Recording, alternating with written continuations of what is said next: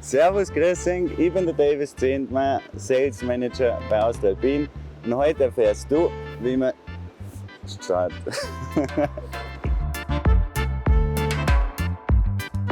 Servus, grüß dich, ich bin der Davis Zehntmeier, Sales Manager bei Austria Alpin und heute erfährst du, wie mit dem Verraterblock Klettersteiggehen noch sicherer wird.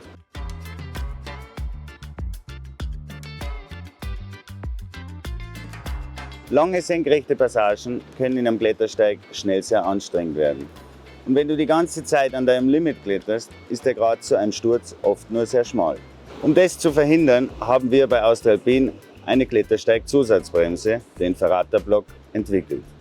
Er ist der dritte Arm an deinem Klettersteigset und ermöglicht es dir, dass du in senkrechten Abschnitten an jeder x-beliebigen Stelle eine Pause einlegen kannst.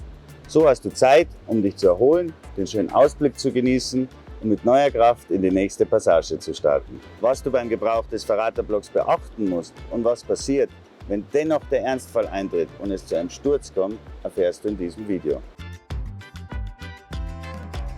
Es gibt zwei Möglichkeiten, den Verraterblock zu nutzen. Die Option 1 ist der Verraterblock zusätzlich zu deinem bestehenden Klettersteigset. Hier wird der Verraterblock mittels Ankerstich an der Anseilschlaufe des Klettergurts fixiert.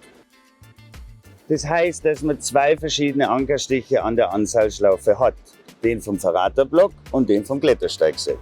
Der Verraterblock hat einen eigenen integrierten Bandfalldämpfer, sodass bei einem Sturz die Krafteinwirkung auf den Kletterer reduziert wird. In Passagen, in denen du den Verraterblock nicht brauchst, kannst du ihn einfach in deine Materialschlaufe hängen. Option 2 ist der Verraterblock in Verbindung mit dem Hydra Evo Klettersteigset von Austria Alpin. Hier ist der Verraterblock direkt in das Klettersteigset integriert. Das hat den Vorteil, dass man sich zum einen das Gewicht des zusätzlichen Bandfalldämpfers spart und zum anderen brauchst du nur das Klettersteigset in der Anseilschlaufe einbinden, was das Handling etwas vereinfacht. Ist der Verraterblock nicht in Verwendung, kannst du ihn einfach in der Tasche des Bandfalldämpfers in der dafür vorgesehenen Gummischlaufe verstauen. Um den Verraterblock in steilen Passagen am Drahtseil anzubringen, nimmst du ihn einfach in die Hand und drückst den Hebel auf der Hinterseite. Dadurch wird er geöffnet. Legst du die Öffnung ums Drahtseil und lässt los, ist der Verraterblock schon fixiert. Ein wichtiger Hinweis an dieser Stelle: die silberfarbene Seite mit der Markierung This Side Up muss immer nach oben zeigen.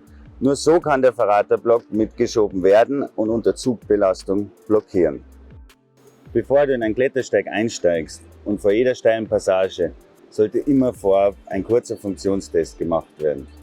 Dazu hängst du den Verraterblock am senkrechten Seil ein und setzt dich einmal langsam in das Seil. Wenn du sitzen bleibst, ist alles richtig installiert und du kannst loslegen.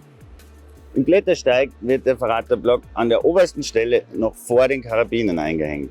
Wichtig ist, dass deine Hand an letzter Stelle das Seil umgreift. So kannst du den Verraterblock und Karabiner ganz einfach mitführen, mitschieben und verhinderst ein Verhaken der Sicherungsmaterialien an den Zwischensicherungen oder am Fels.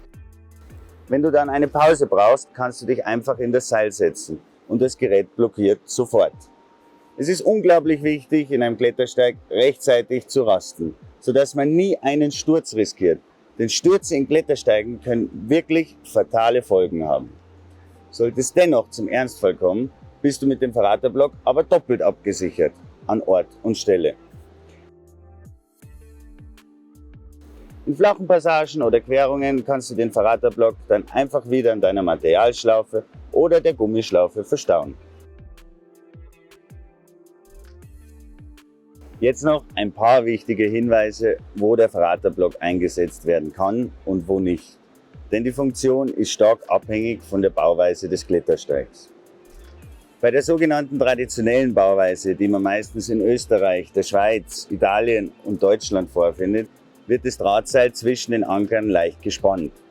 Diese Bauweise und ein Seildurchmesser von 12 bis 16 mm sind Voraussetzung für den Einsatz des Verraterblocks. In Klettersteigen, in denen das Drahtseil locker wirkt und leicht schwingt, der sogenannten französischen Bauweise, oder bei anderen Seildurchmessern darf der Verraterblock hingegen nicht eingesetzt werden.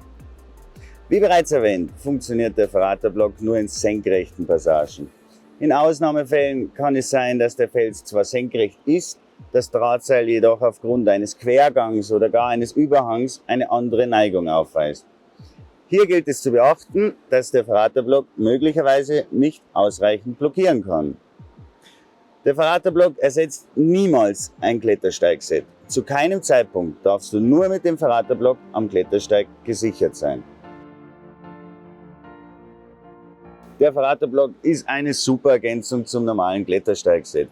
Er bietet dir eine extra Portion an Sicherheit und ermöglicht es, in nahezu jeder steilen Passage eine Pause einzulegen, damit du das Klettersteiggehen noch mehr genießen kannst.